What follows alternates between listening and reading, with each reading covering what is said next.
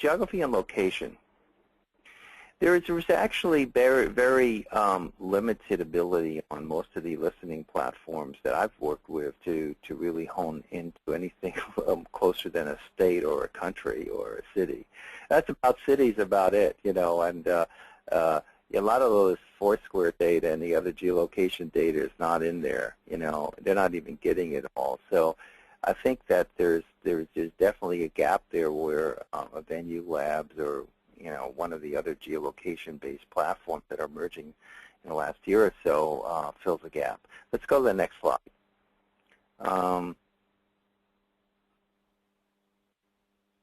Also, because going into this a little bit more, because you're not getting this information past the country or city level, if you're lucky, you're certainly not getting it to the storefronts, and it's really all about the storefronts for a lot of brick and mortar businesses. So let's go to the next slide.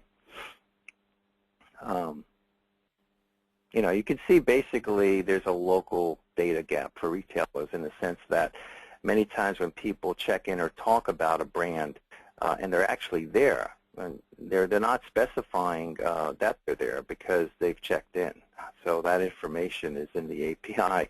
Unfortunately, it's not in the listening system. So when you're collecting this information about the croissant is crusty or the coffee was too strong, you might not know it's Starbucks, and you might not know that the hospitality people were that were helping you were so great were at Apple. If you're not really saying that in the tweet itself or in something that a listening platform can get a hold of, you might not know. Whereas the geolocation-based platforms such as Venue Labs do capture that information. So in some cases, you might be missing north of 70% of, in some cases more like 80% of what people are saying about your brand. That's positive or negative or just good, useful information because you don't know it's about your brand. So that's that local data gap for retailers. Let's go to the next slide. And here's an example of that. There are probably some better examples than this, but someone checked in at Foursquare, but that information wasn't passed over to Radian6 or whatever the listening platforms, and they just say basically I mess up a lot here, but they don't say where here is. So you got 70% of people saying they mess up a lot here, and you can't tell where here is. So that is a problem. So let's go to the next slide. Another problem that we brought up earlier is that there's just no really good ability to segment and subsegment and break down things. And typically, in order to work on any kind of problem, a lot of times you have to break it down to something you can work with, and sometimes you want to see things in a certain way, so that you need to just collect the things that are about, say, a certain type of sentiment or a certain type of location or a certain type of customer, and put them all in one bucket and then analyze them. Well, good luck with most of these platforms because you can't do that. You have to take it out of the platform and put it into data warehouse or into a Clarabridge or some other type of platform that can actually chop and dice, because these platforms that you typically buy can't really view the segmentation in most cases that you need. They can't break things down in a way where you can then study them and isolate the parts that you want to just focus on and know confidence that you've actually isolated things that are meaningful. So that is a big problem. And then let's go to the next slide. Hi, so one of the other problems that we've come across is that there's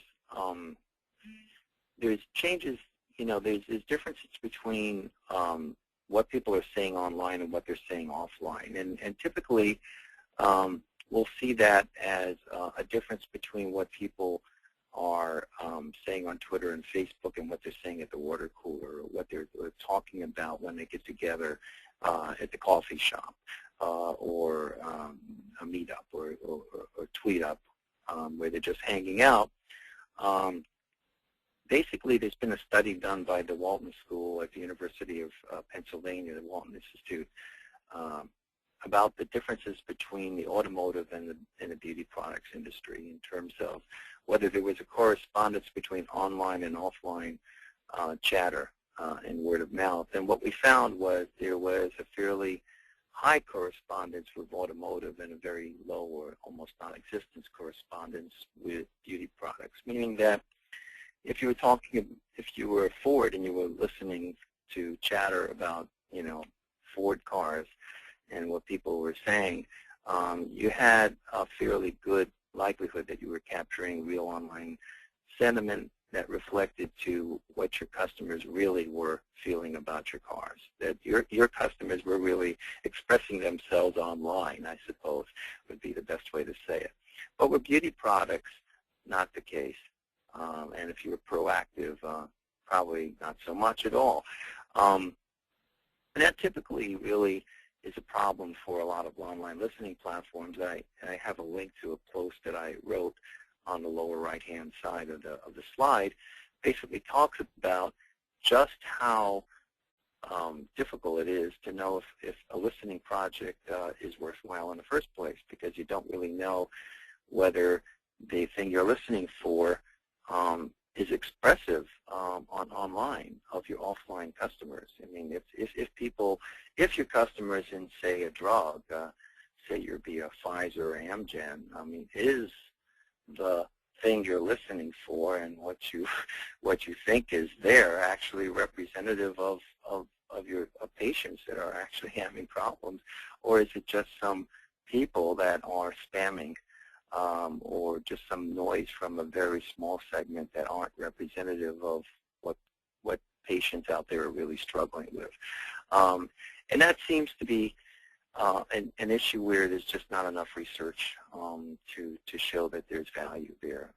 And so a lot of it rests on analysts to try to figure this out in a very non-standardized way, because there isn't any industry guideline on how to do this well. Everybody is kind of in this space trying to figure out the best ways and the best workflows to do it.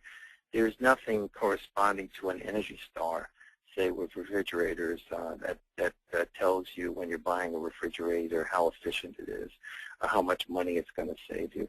Unfortunately, although there are attempts by certain working bodies such as the Certified Institute of Public Relations in the UK and the American Marketing Association, and so on, to make some attempt to figure out best practices, there just aren't any in a lot of cases, and so it really is a problem when you are going into the mucky waters of online listening, and as things have gotten magnified more and more, so there's just so much more out there to listen to, and there is such little guidance on the best ways to do it.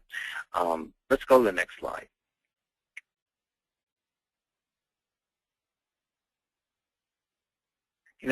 Again, highlighting this idea, there's no consistency between most of the platforms in the online listening space, and there aren't any standards about how to best chop up and take the data.